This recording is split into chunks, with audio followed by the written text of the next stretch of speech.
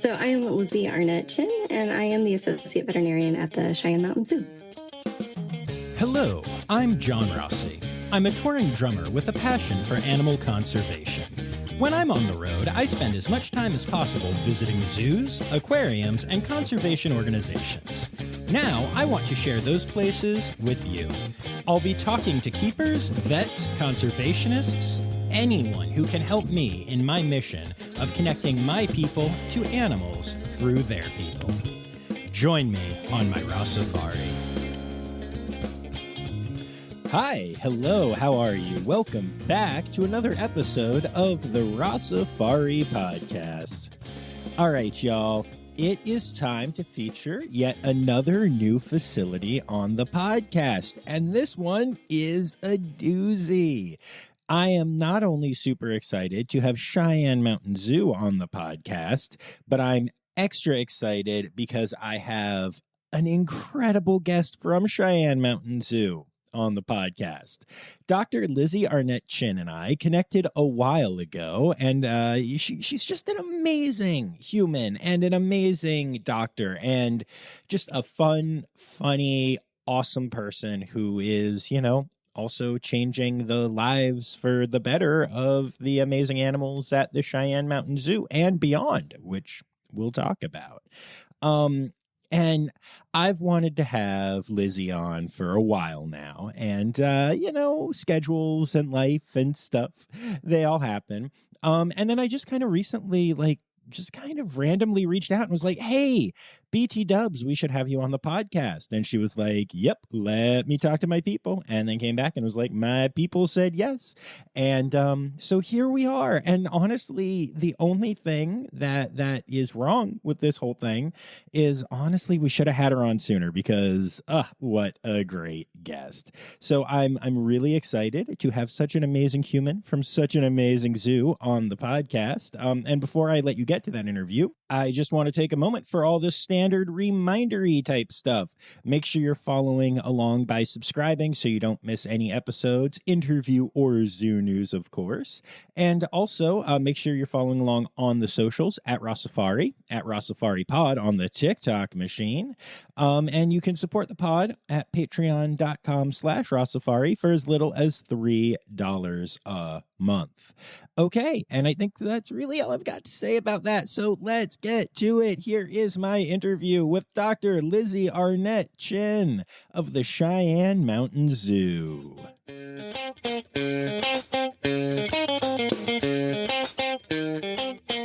Awesome. And you've been there for a little over a year now, is that correct? I have, yes. Yeah, that's awesome. I am so excited to have Cheyenne Mountain Zoo on and to have you on. You and I have known each other for a little bit now, and I think we've been hoping to make this happen. So I'm pretty stoked that we are. Yeah, I'm really excited. I've been really hoping we can make it all work out. So my first question for you before we get into anything else is there any chance that you're going to the AAZV conference this year? I'm not. So I got to go last year. I know. So for the head veterinarian and I, we get to switch off every year. So unfortunately, I don't get to go to this year. Okay. Well, you'll have to poke your head vet and tell them to say hello to me, and maybe we'll carve some time because I will be there again this year. So. Oh, awesome. Yeah, it's such a fun conference. I'm really sad I'm missing it. It's really weird being there as like a non-medical person. Like I'm pretty good at that stuff for a non-vet. I mean, obviously I have the wife, I have all the connections with all of y'all that I've talked to, but man, that stuff goes deep. Yeah, it's actually really intense. Like by the time you're done with your day, you're pretty exhausted having to like kind of think through everything. And it's so cool because it's like such a higher level of medicine. And then you get to think about it in terms of like your cases and the animals you're dealing with. And like, okay, how am I going to translate to this to that case that I saw that I was like, ooh, I need something more for this. So it's really, I always leave that conference feeling so energized and excited. And I come back with like all these ideas, and it's really cool to be able to like see in real time the way one conference can sort of change how you manage things back in your own zoo. That is really awesome. Have you ever had a moment where you're like, you know, at a conference and you're learning medical things that don't pertain to animals that you take care of that have either made you like more interested in a species or like interested in getting a species to your facility or even just the opposite where you're like, "Oh gosh, let's never bring this species in," or anything like that? Oh, of course. Yeah, I mean, so we get to do a lot of like mega vertebrate stuff through like different wet labs and stuff. And I've taken it twice now. And before I was at the Cheyenne Mountain Zoo, I didn't get, I had elephants when I was at the Buttonwood Park Zoo, and I had giraffe when I was at the Naples Zoo, but I didn't have them together. And then, I didn't have rhinos, and I didn't have some of these animals that I was really interested in. And that, I think, is part of why I was so excited about the Cheyenne Mountain Zoo, because we have rhinos, we have giraffe, we have elephants, we have hippos, like all of my favorite megavertebrates. And so like hippos were one of the big ones that, like, watching some of the stuff that they got to do with them and just being like, oh, that would be such a cool species to really work with. And nothing against the pygmy hippos. They are adorable. I do love them, but like the real hippos, and now I get to, and it's really exciting. That is really cool. And I'm so excited. Cheyenne Mountain Zoo has such an incredible and diverse population of animals. I like to, get into, as I'm sure you know, I like to get into the history of my guest a little bit. So let's start with that. But then, man, I really want to get to the animal stuff. So what got you into being a vet? And talk to me a little bit about your history getting to where you are now. Yeah, so I was I was at the San Diego Park Zoo when I was like in sixth grade, and I just remember going around there and just being so fascinated by it and just absolutely loving it. And I was eating lunch with my parents, and we were watching some gibbons.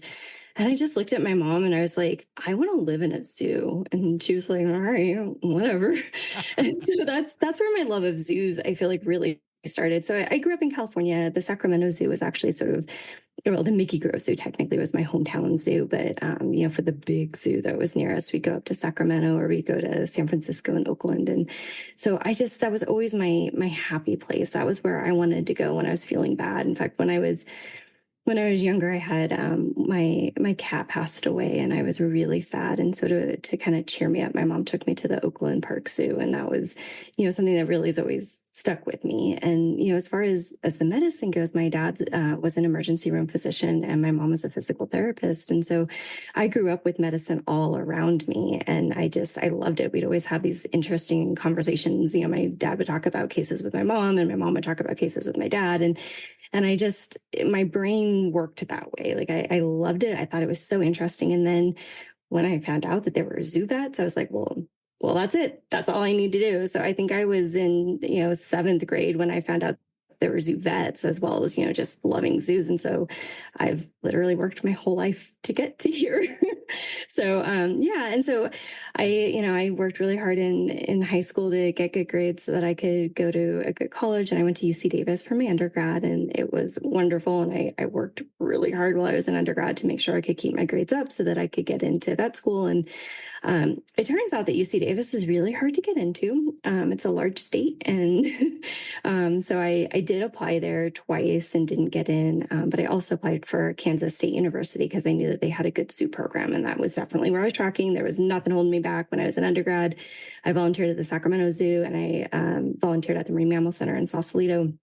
So I was setting myself up for success as best as I could. And I did get into Kansas State. So that was quite a culture shock moving from California to Kansas. But it was great. It was a wonderful school. Dr. Carpenter is the vet that was there. He actually just recently retired. And so I got to learn from him. And I just, every summer, I didn't get to be a tech somewhere and make more money. I did more programs and stuff. Cause when you're in vet school, you learn small animal and large animal and a little bit of zoo here and there, but it's mainly the basics of large animal and small animal. And then you have to take that and translate it into zoo medicine, which is why we have to do so much post-grad work. And so I did that too. I got into a small animal rotating internship back in Sacramento because I knew it was probably the last time I was going to live in California, unfortunately. So I wanted to be close to my family. So I got into that, and I got all the basics down, really learning the surgery and the medicine and all of that stuff that you need to know. And then I did a 1-year internship with the National Aquarium in Baltimore.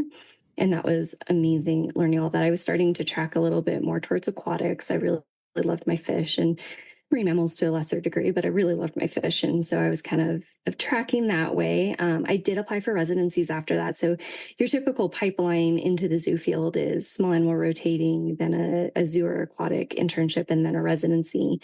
But the residencies are really competitive. There were 4 open that year. And so it turns out I was not one of the best 4 people for residencies. But I was able to get a 2-year internship with the University of Florida in aquatic medicine. And that was a phenomenal internship. It doesn't actually exist in that form anymore. They still have one, but it's completely changed from when I was there. And so my first year, I was at the Lowry Park Zoo and the Marine Mammal Physiobiology Laboratory. That is a mouthful of a word. And that's where, we did all of our manatee necropsies. So any of the wild manatees that died were transported there. We would do their necropsies, and then we would also do any rescues that happened. And most of the rescues that we did then went to the Lowry Park Zoo so I could follow cases through. But while I was at there, it's now Zoo Tampa. So while I was at Zoo Tampa, yeah, I know. Back in my day, it was the Lowry Park Zoo. So then when I was at Zoo Tampa, I was taking care of all of the animals. It wasn't just the manatees, obviously under the guidance of the head vet that was there. So that kind of brought me back to the zoo field where I was like, oh, yeah, I do really love this. And then my second year was the Florida Aquarium and an Aquaculture Laboratory through the University of Florida. So it was really cool to get such a diverse experience level just in one internship. And so when I was done with that, I was kind of debating, do I want to do a residency or do I want to go ahead and just try to get a job? And I was at a point in my life that I was kind of ready to settle down and try to live my life. I had a husband and, so I did. And I got a position at the Buttonwood Park Zoo in New Bedford, Massachusetts. Now we need to pause because obviously I have a very strong connection to that zoo and specifically to a certain Emily the elephant that lives there. So tell me about your time at Buttonwood and tell me about, Emily. Emily is wonderful. I will say wonderful. Ruth was my heart elephant. Okay, well, that's she fair. She was my pride. You're not a drummer. Right? Exactly.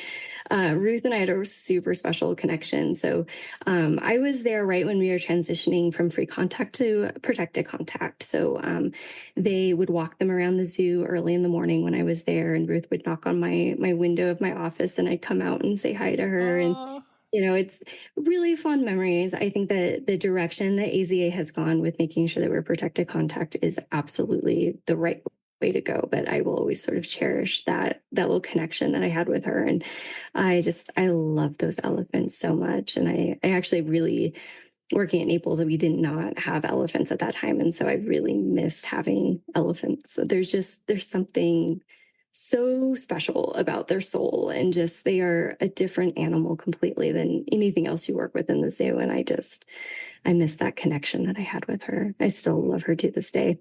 That's really special. Yeah, I've been talking to Buttonwood about going back and revisiting the girls and doing some other, interviews. But really for me, going back there is all about that connection with Emily in my case. Ruth was great, but Ruth wanted nothing to do with me, saw the drumming thing was going on and was like, all right, I'm out. So yeah, no, that's really cool. Yeah, no, I love that zoo. And it was also really different when I was there. It was all native animals and then our elephants. I was going to say, the native Massachusetts elephant. Yes. Yeah, exactly. So, black bears and cougars and, harbor seals and stuff, but they have a whole new, I think it's South American wing. And they've got all kinds of really cool animals there that I didn't necessarily get to work with, which was a bummer, but I loved it. Unfortunately, though, when I was there, it was also the worst blizzards that they'd had in, I think ever actually on record now. I don't think it's been beat yet. I could be wrong. I haven't lived there in quite a while. And, growing up in California and then living in Florida for 2 years, I didn't like it. That's fair. That's very I fair. loved the seafood. I loved Massachusetts. I loved the zoo. It wasn't for me. So when I saw a position open up at the Naples Zoo down in Florida, I did go ahead and apply for that, and was very fortunate to get that position as well. And so I was actually their first full-time veterinarian. So they'd only had contract vets before then, and they definitely needed a full-time veterinarian. So I was really glad that they hired me on.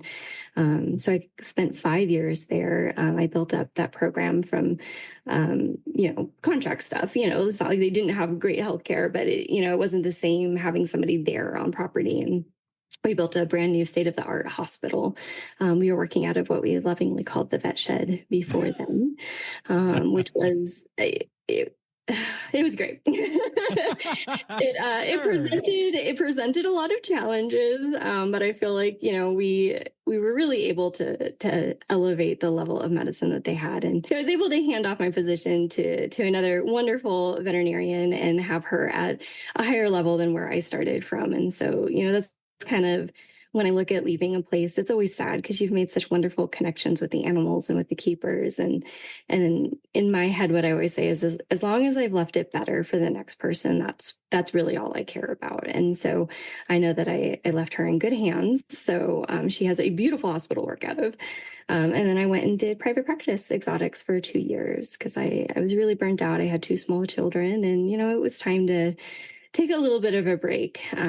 But I also learned through doing the exotics. It was great. I got more hands-on surgical skills. So, it's one of the big things with zoo vets. We just don't get to do as much surgery as a lot of other places. Like if you're doing small animal, you're doing spays and neuters and all kinds of, surgeries. And so I was able to kind of get back into that routine because I love surgery and it's always something that I've enjoyed doing.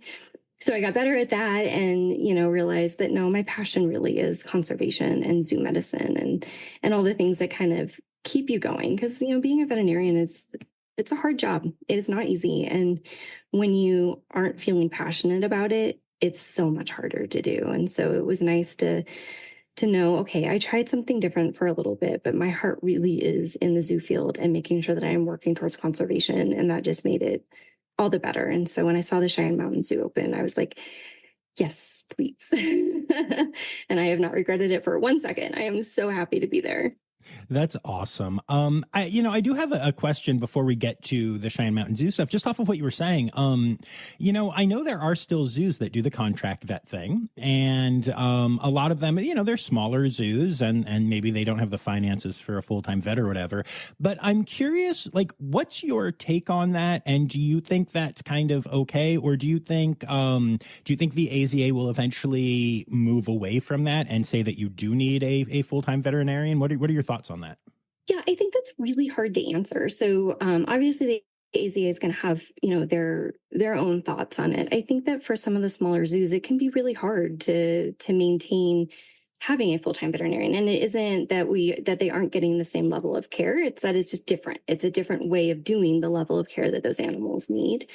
I find it very useful to be there every day on the ground because I get to know those animals. I get to know their quirks a little bit. Obviously, their keepers know them so much better than I do. And they're the ones that are helping guide me as their keepers to know, like, they're just a little off today. And what I find, when you're doing the contract stuff, you're usually then also have a different job too.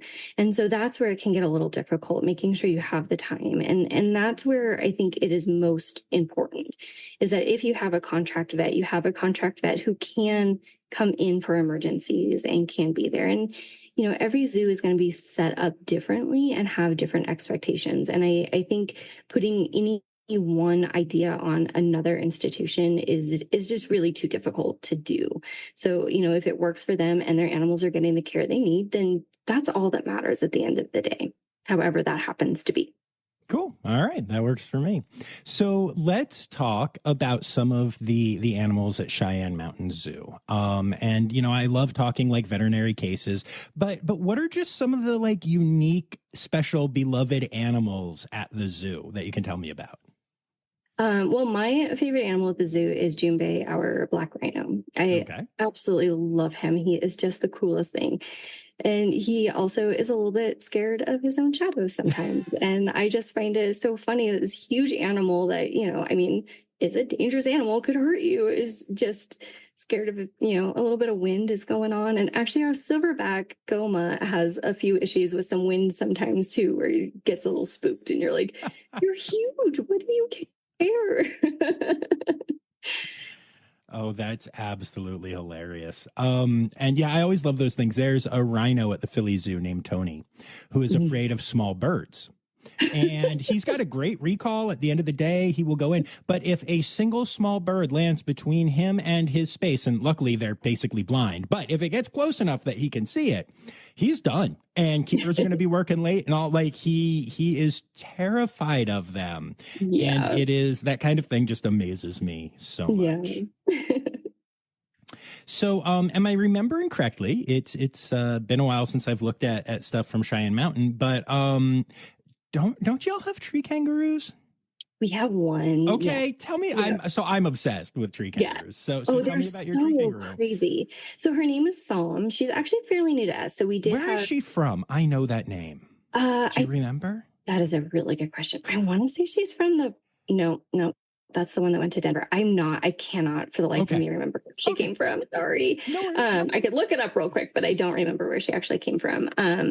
But we did have Tristan, who was fabulous. And we actually got him up to the Denver Zoo, and he now has some girlfriends. So hopefully he will be able to make babies. But the way we are set up, we have capacity for one tree kangaroo, which they're solitary animals. So that works out really well if we're not trying to breed them. And she is just wonderful. So she's really taken to our keepers, and she's starting to do more of the, recall behaviors, and she's really settling in really well. So I'm very happy to have her, and she's gorgeous. And she's from Lincoln Children's Zoo. I just remembered. She's absolutely from Lincoln Children's Zoo, and I'm embarrassed that I forgot for a second. But I saw her there, a while ago, and yes, I love. Yeah, Sam is gorgeous. That's so cool. Was it intimidating for you? Because look, I love Buttonwood and I love Naples. They're both huge friends of the podcast, but they are not huge and kind of I would say Cheyenne Mountain Zoo's generally considered one of the top 3 to 5 zoos in the country by most people that are into the zoo world. Was it intimidating for you to chase after that? The short answer is absolutely. It was terrifying. But I mean, one of the reasons was, with getting so burnt out and overloaded, it's because I was the only veterinarian. And, anyone, even in small animal practice, if you're the only vet, how hard it can be, and it can be really taxing. So one of my big criteria when I was okay, I need to get back into the zoo field, but I want to do it right, was making sure that I had a team of people with me. And I have an amazing head veterinarian to help me out. I've got the tech support that I need. And so, that comes along with going to a bigger and more well-known zoo, which is perfect. And we're still moderately sized enough that it feels like a close-knit community. I know all the keepers. I know who they are. I know their name. I know what animals they work with. Whereas when you get into some of the much larger zoos, that does get a little bit more difficult. So it's a perfect kind of middle ground for me, and is really right where I wanted to be. And I was definitely a little overwhelmed. We have a lot of megavertebrates, and when you're doing medicine, megavertebrate medicine is difficult. And so making sure that I had, a team that could really help me work through that and have a good system has just been phenomenal.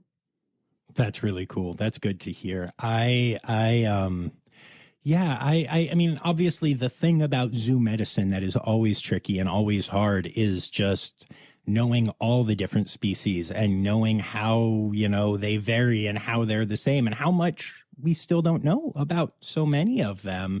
I can see why having a team would be a big deal. Now, like I said, I love talking about animals, but there's a specific type of animal that y'all have at your zoo, but only from time to time. And as far as I know, you're one of 2 zoos in the country that does this. But y'all have dog days at your zoo.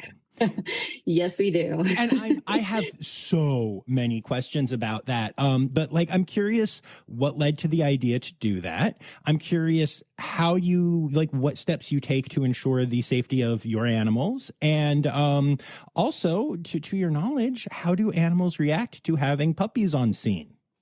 Yeah, so it is a really unique thing. We just started it last year. I will be honest, I don't know why. I don't know all the behind the scenes stuff that happened to kind of get to the point of creating it. I'm sure that was in the works long before I started there.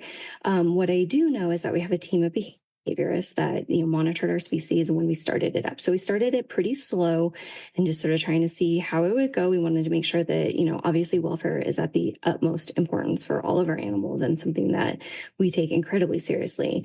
So we do have a team of behaviorists. They monitored everything. We watched the animals. We watched how they changed. The keepers are on high alert. Like, let's make sure we know what's going on. There's definitely certain areas that the dogs are not allowed into, like anything where they could come in contact with our animals, like the wallaby area.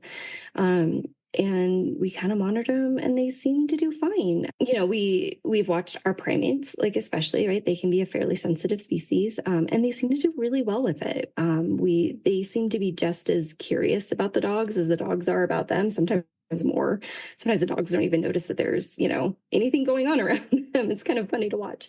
And one of the things that I didn't expect is the amount of enrichment that the keepers would get from dog day. It's actually one of our favorite days to go out and we get to snuggle on dogs and pet them. And every once in a while, Basset Hound will come and everyone calls me and says, go out, they're here. And, it's actually it's been a lot less stressful than I thought it was going to be. Especially as a veterinarian, I always worry about, what could happen. That's just sort of how we're built. Our entire lives are, planning for the what ifs. And it's actually been really smooth. People have been really respectful with their dogs. It's been a really wonderful thing to see and to watch the animals interact with them. And it's been wonderful. That's really cool to hear. I love, so Elmwood Park Zoo, which is right outside of Philly in Norristown, and is a zoo that I am in love with, and I have a great relationship with them. They were the first to start doing it, at least amongst AZA zoos. And I know that even like in professional groups, there were a lot of people that gave them crap for it and said, this is bad, this is not okay. And they were like, well, no, we, like you said, similar thing. We did a slow rollout. We tried it with like staff dogs and stuff, whatever. And, we don't let the dogs go where they aren't welcome and all that stuff. And I actually noticed that once y'all started doing it, the people that were giving Elmwood Park Zoo crap kind of stopped because Cheyenne Mountain Zoo is a bigger name, more people know it. And I actually think it really helped, and hopefully will encourage other zoos to do it. I've had the experience of taking working dogs in training to zoos a couple of different times. And obviously, these were not dog days and we were the only dogs there. And they were working dogs in training. So they were very well-behaved dogs, but very enriching for the dogs, very enriching for the animals. And yeah, you could see keepers light up. I always, when I'm on tour, I go so out of my way to pet a dog if I see one walking on the streets, or like, I've probably told the story before, but I was playing Galveston, Texas one time, and there was a street fair happening. And I had about 10 minutes to get to my venue that was like 5 minutes away. And I saw that one of the local shelters was there with some dogs. And I was like, oh my God, I need dog time. And I started to run over, and this guy stopped me and he was like, yo, it's $10 to get into the fair. And I was like, I literally just want to go see those dogs for the second. The guy was like, yeah, it's $10 to get into the fair. And by now I have maybe 3 minutes before I have to leave. And I'm like, yeah, that's worth $10. And so I tossed him $10 and I ran to the dogs and I snuggled puppies for 3 minutes and ran to my show and just felt so much better than I had at any point during that day or possibly week. It just brings a smile to your face. It doesn't matter what else is going on when you get to sit there and just pet a dog. It just makes you happy. It's also so funny to think about, the fact that these are zookeepers who are working with all these exotic animals that most people listening right now would kill to be able to spend some time with. And they're like, puppies. Yeah, that's exactly. And that is exactly how it goes. We're like, oh my God, there's dogs. Oh my God, there's a puppy. Oh my God, did you see that one? Did you see it? I didn't even think about that aspect of it when they were rolling it out to begin with. It was just, okay, we're going to have dogs and we got to make sure the animals are happy. And then just seeing everybody light up when those dogs start coming through the gate. It's like, yep, this is also for us. That's so funny. I did not even really think of that angle. That's great. Are there any animals that in particular seem to just light up when the dogs are around, other again than the, humans? To be honest, as the vet, I don't know. Okay. I wasn't sure if you had heard Yeah. anything, you know. Yeah, I mean, that would be more from the keeper side of Mm. things because I tend to stay up in my little office doing all my other stuff. But I'm sure there are some that really find it fascinating, and it's just such a different way of approaching things that I'm. That's one of the things I really like about the Cheyenne Mountain Zoo is I feel like they're comfortable looking outside the box, which not all zoos are for various reasons, and I don't blame them either. But I really love the fact that we get to kind of try some new things. Yeah, no, that is very cool. And y'all are also, and I again, I know this isn't necessarily from the veterinary side, but I finally have someone from Cheyenne Mountain on, so I'm excited. But y'all are kind of leading the way with the palm oil crisis, and you've got the tracking app and all of that stuff. Is there anything that you can say about that? Not even a little bit, other Okay. than I also use that app and I love it. And I've been using it long before I ever worked here, and it's amazing. But yeah, that again, totally different area that I don't try to put my nose into because I don't know any of the stuff they do. That's fair. Yes. You just know that you shouldn't be feeding any chocolate to most of the animals, whether it's palm oil friendly or not. Yeah, that's exactly the route I go. Perfect. But, for those listening, I do want to take a moment, though, right now and just remind y'all to make sure that you look up the Palm Oil Scanner app. And it is, in conjunction with Cheyenne Mountain Zoo and some other great organizations. But it's a great way to just make sure that what you're purchasing has sustainable palm oil. And that ends up helping orangutans and other animals that live in the areas where palm oil is harvested. So, even if we don't have extra behind the scenes knowledge right now, it's still really good to remember that Cheyenne Mountain Zoo is leading the way with that app. And that's something that I think everyone there can be really proud of. Yeah. And we are. That's awesome. Do you ever, this is going to be such a weird question, but I'm a weird guy. Do you ever get this feeling like where even the stuff that you're not doing, just because you're part of the organization, do you ever get this feeling of like pride or like, wow, we do this. This is cool. Oh, 100%. Yeah. I mean, and that is one of the things too, like when you are working at any zoo, right? Like our main mission is conservation. So no matter what realm of it you're doing your part for the conservation that your zoo is a part of. And so, on the smaller level, always. And then going into the Cheyenne Mountain Zoo, just they do so much for so many different areas, and it's wonderful to be able to say that I'm a part of it, even if I'm not the one actively doing the conservation. I'm helping take care of the animals that people come to see, to then care about the environment, care about these animals, care about the conservation. And that's what's driven me throughout my career, and why, while I appreciated the 2 years of exotic private practice that I did, and I was still getting to practice medicine, it wasn't where my heart was, because it's with the conservation. It's knowing that I'm doing my part in something that I love to do to then better the entire earth. Yeah, which is an amazing thing. And I guess I'm curious, is there anything, and if not, I'll just cut this, but is there anything that you do as far as, conservation organizations or SSPs or safes, or just anything outside of the actual work at the zoo that you do to further that? No.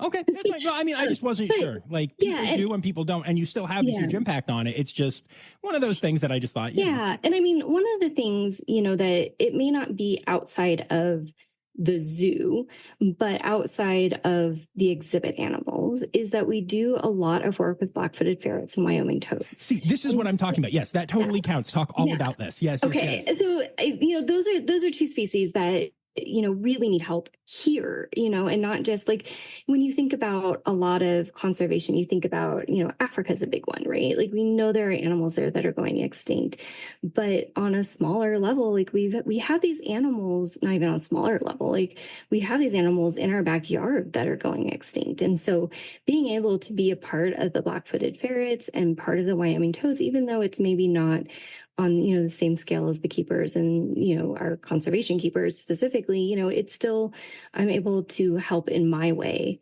to make sure that they're healthy and make sure that they're able to breed and reproduce to then hopefully be released into the wild and make a big impact in our own backyard. Yeah, that is something that I find absolutely incredible. The whole re-release thing is It's just really stunning. I mean, to think about that, you know, some animal that y'all helped raise and take care of is now out there doing the thing. Absolutely. And to know that we can make an impact is just, it's a different way of making an impact that you actually get to kind of see with your own eyes. You know, when you're talking about, you know, all of this stuff is necessary for, you know, elephants and rhinos and all these animals that really help draw people in, we don't necessarily see it living here. You know, what we get to see is, you know, we have black-footed ferrets in the wild, and we have these Wyoming toads that are trying to make a comeback, and being able to be a part of that is just, it's so important. And really what, you know, I think makes all of it worth all of it.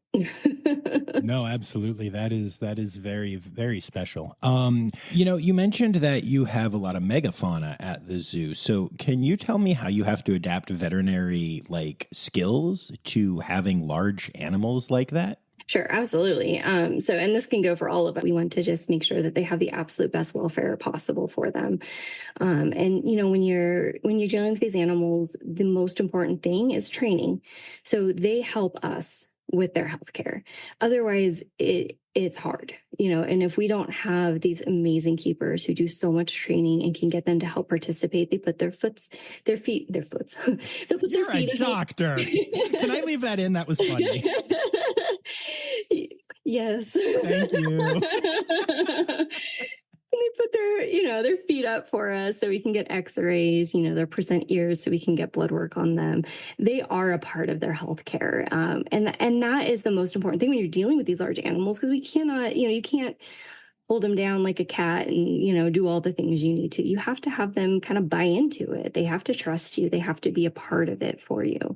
And we have amazing keepers that do such a fabulous job. And we're able to do what we need to with them awake and helping us. And they're happy little participants. They love it. They get all their treats. They absolutely are a part of their own healthcare. And that goes for our giraffe, and that goes for our hippos. You know, it's all of these large animals. You know, and I think that is a huge shift from the zoos of yesteryear to now. You know, we are having these animals buy into it with us. They are, you know, training and they are doing things, and it's all positive reinforcement. If they want to walk away, they can walk away. They don't have to be a part of it, and they're choosing to be a part of it. And choice is such a big part of positive reinforcement for these animals, and being able to, you know, I can get blood work on a lion now without having to do a full immobilization. And that is so important for that animal and for us, because we get more information before we could be in a dangerous situation for them, if they're really sick. And so being able to have them say, okay, this is old hat. I know what to do. Give us their tail.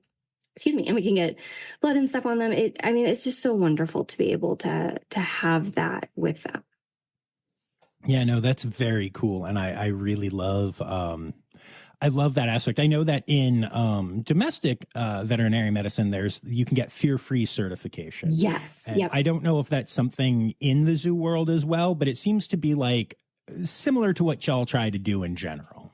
Yeah, I mean, I think that there's a lot of crossover between the two concepts. I would say, not to say anything for small animal vets, I love you guys. You're wonderful. We've been doing it for a while. Because we have to, you know, it's just, you know, it's, if you have an animal that you need to get blood work on, it's either they're trained and they help you, or you have to put them under anesthesia, you know, and while we have really great ways of doing that, and we make sure that they are under the best care possible, anytime an animal or a human or anybody goes under anesthesia, there is risk. And so we now, you know, to benefit these animals, because again, you know, as a veterinarian, as a keeper, our entire lives are just to make sure that the animals are happy and the animals are doing their best and living their best life. You know, that is another way that we can make sure that they are as healthy as possible and that we're not taking unnecessary risks with their healthcare. Yep. Love that. Can you share me? Okay, I'm leaving that one in too. It's okay, only fair. Thank you. Can you share with me a case, like kind of from start to finish, that you've gone through that has been interesting? Yes. I mean, I can. I'm trying to think, you know, because a lot of what we do is more confidential. I can I know you do have to respect, animal HIPAA. I think they're called hippo exactly rules. hippos. Yeah. Yes. Um, so one of the cases that I can talk about that I think is really interesting and super important. We had one of our grizzly bears who broke a tooth. We have no idea how. We came in the morning and he had a broken tooth. So one of the aspects of my job is that it takes a village for all of this, right? So our keepers have already had them injection trained, so we don't have to worry about taking um, anything out of their normal life, right? To get an injection to get them under anesthesia, and we actually brought in an anesthesia team from Colorado to come down and do the anesthesia. We had a dentist team come in to do the procedure. So we were able to collaborate with so many different organizations in order to make sure that this animal had the best, dental care. And that's just for, a dental issue. They have very large mouths and they have large jaws. And so we're able to bring people in that have the expertise to do that, all while, being able to maintain good quality for them. And he woke up wonderfully, acted like nothing had ever happened to him, and went on with his life. And it was really nice. It's one of those times where everyone kind of comes together. The keepers did their part. We were able to do ours. We were able to bring the specialists in, and all for such a great outcome. That is awesome. How does it feel to you as a veterinarian to be bringing in people who are experts, but maybe aren't animal experts? And do you get nervous about that at all? Or how do you feel like, at the end of the day, it's your animal. They're an expert on, let's say in this case, the teeth, but you're the expert on not only the bear, but the animals and stuff. Where do all those lines get drawn? How do you feel about that? What's the approach like in the room? Yeah, absolutely. So that is actually, the way I describe my job is I am like the most extreme generalist ever, right? Like I do general medicine for every species other than Homo sapiens. Which is the grossest one. So. Agreed. So, that's that I know a little bit about a lot of things. And so I want to make sure that if I have an animal that's having a tooth issue and I don't feel like I have the equipment even to get a tooth of that size out, I want to make sure I have someone who does and can do it quicker than me too, right? So anytime you have an animal under anesthesia, the faster you can get them done and up that's our goal, right? So we want to have a nice, smooth anesthesia and we want to get them up as fast as possible. And so making sure I have someone who can come in, could I get it done? Maybe, but it might take me 5 times as long as them. I want to make sure that I have somebody in there who is in that specialty and knows exactly what they're doing. Because when it comes down to it, that animal is under my jurisdiction, right? Like I'm the one that needs to make sure that they are safe and happy and healthy and making sure that all of those parts, it's kind of that holistic medicine approach, right? Like I need to make sure that everything is going well for them. So I'm going to bring someone in who knows how to extract a tooth faster than me with the best equipment possible, and that I am sitting there monitoring all the other aspects that they don't know about. So I know what medication is going to be best to get this animal under anesthesia. For the most part, we also have anesthesia people that will come in and are specialist people. I also have anesthesia specialists that will come in and they also have a good background. So we talk about the case, we talk about the animal, we talk about what's worked in the past, what hasn't worked in the past. That way we have this overall view of what we think should happen. And that way we're a team. So while they may be focusing on a tooth and they're focusing on anesthesia and I'm focusing on all the other little parts, we're getting the blood work we need, we're getting the x-rays that we need, we're getting all these other things. It's us working together that makes it go smoothly and makes it go fast. Cool. I love that. That is, one of my favorite things is whenever I see these stories that, zoos or aquariums release and it's like, and these 7 teams came together to save this tiny fish or whatever. And you're like, okay, that's cool. Yeah, exactly. That's awesome. What would you say is the animal that you work with that has surprised you the most? Guinea pigs. Really? Guinea pigs? Guinea pigs. Oh, my tech is going to just love that I said that out loud. Yeah, so we have, I think, about 26 guinea pigs in our That's so herd. many. And, I saw guinea pigs in private practice all the time. And I loved them. They were great. But then, they went home and their owners took care of them. And I have actually thoroughly enjoyed working with them at the zoo. It's a very different setting. Like they aren't, as oh, they are as cuddly. They're wonderful. And I was actually kind of like, oh God, I have to deal with more guinea pigs in this job. And it's actually been wonderful. And we've been able to really do some cool stuff with them. So we actually have like a little ramp area now so they can like go up and run around. And it's not really a bridge, but it's kind of a bridge-esque type build. If you ever visit the Cheyenne Mountain Zoo, you will see it all set up. And they go, I think it's like at 10 o'clock every day, and they'll run around on it. And it's really cute. I've actually really enjoyed working with them and being able to see them thrive. That's very interesting and very surprising. That was very surprising for me as well. Yeah, that was not what I was expecting to hear. So tell me what it was like. I mean, we met through Elizabeth Johnson, our good friend, and the host of Mothering Wildlife and all that jazz. And I know that you're really passionate about that side of your life as well, the family side of your life. So what is it like balancing being a mother and being a vet? And also, what was it like being like, hey, my Naples family, we're all moving to Colorado now? Yeah, it's hard all around. It was really hard to make the decision to, move my kids who had, their friends and, the daycare that they've gone to since they were born and, all that kind of stuff.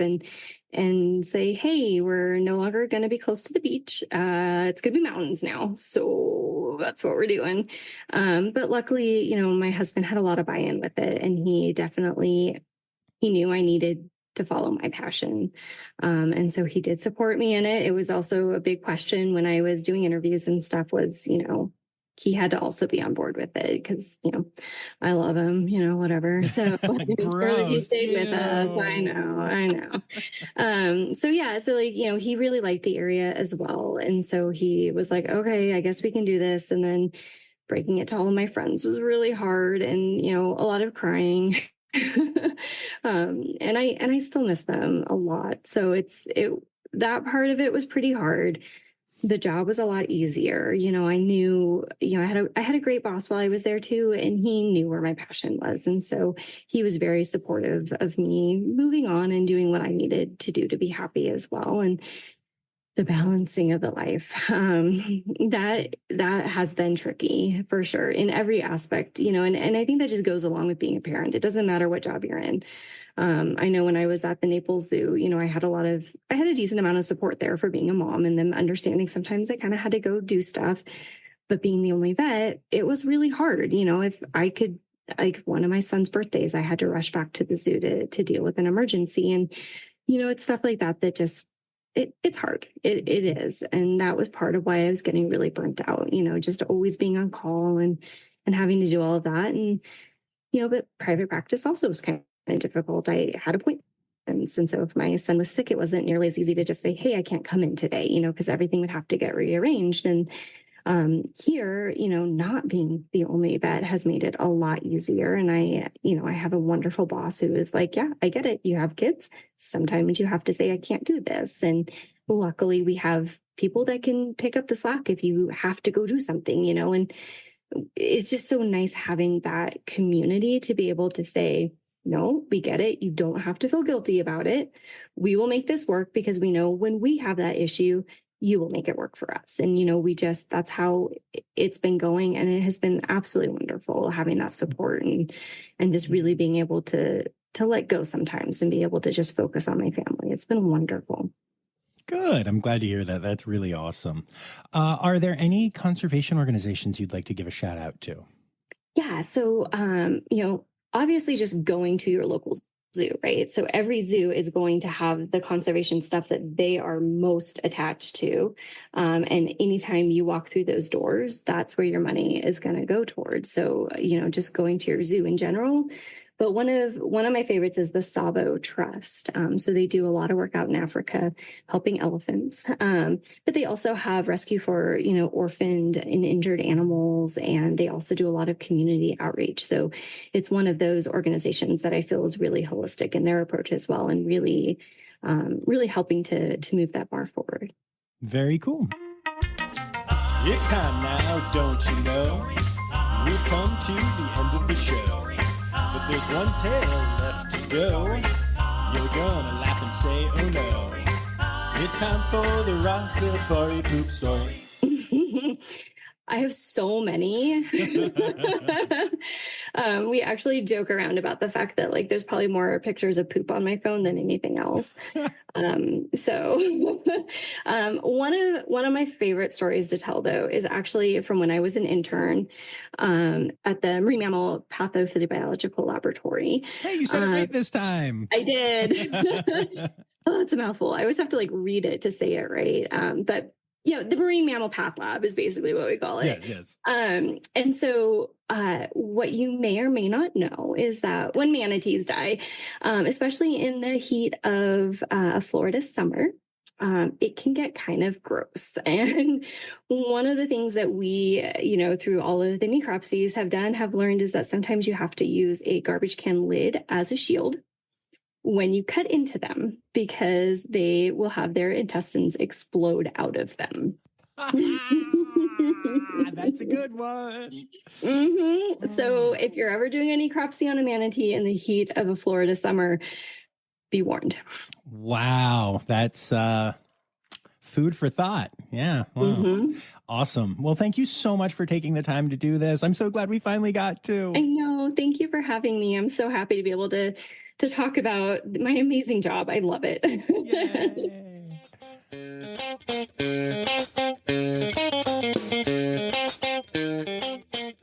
I've got to tell y'all that that does not make me want to go to the Cheyenne Mountain Zoo any less. It really is not helping me with my FOMO right now. I want to get there so badly. And also, just hearing all the little things that Lizzy knew a little bit about, but other people that are experts on, I feel like I could do so many episodes featuring the amazing work at Cheyenne Mountain Zoo, and we would never really have to stop. What an incredible place. Loved that so much. I'm also really grateful that, especially for being a first-time guest, Dr. Arnett-Chinn there letting us leave in a little bit of the misspeaks and a little bit of the humor is always appreciated. So, yeah, had a good time with that. I hope y'all did as well. I'd like to take a moment to say thank you to all of my patrons, especially my Red Panda level patrons, Dr. Laura Schenk, Dr. Stephen Williamson, Barbara Bennett, and Jenny Owens. Don't forget to be back here on Friday for another episode of Rossifari Zoo News. And hey, don't forget, the word credits backwards is, wait for it, Steiderk. The Rossifari podcast is produced, hosted, and engineered by John Rossi. Editing and fact-checking by John and Dr. Zoe Rossi. Our theme song is Sevens by Nathan Burke, performed by Nathan and John. Interrupting John theme and additional voices by Taylor Isaac Gray.